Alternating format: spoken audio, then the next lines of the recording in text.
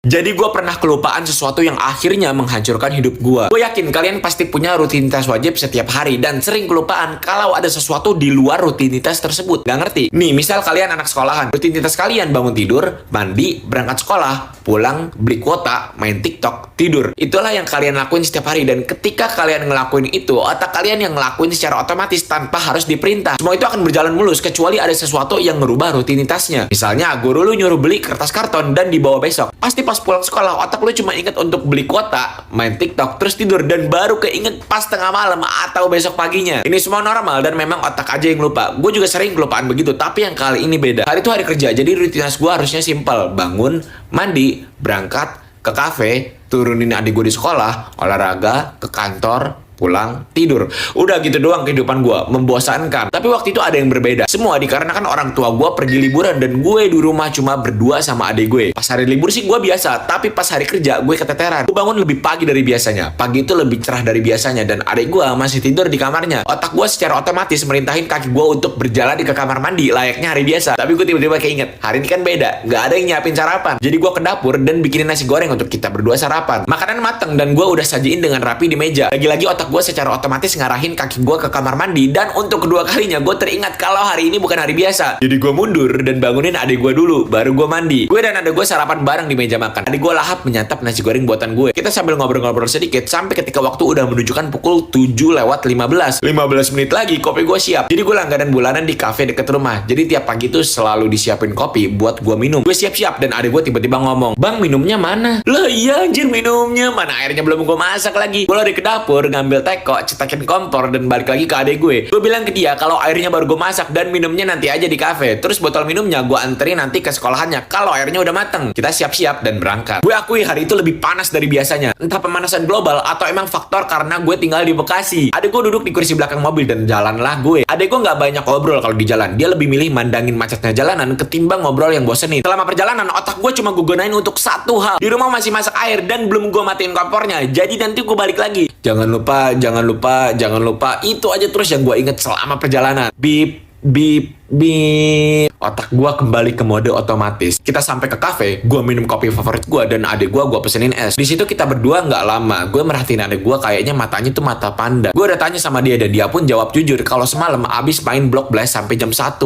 Ada, biasa ada anak kecil kalau nggak diawasin orang tuanya jadi begini. Kita pun masuk mobil.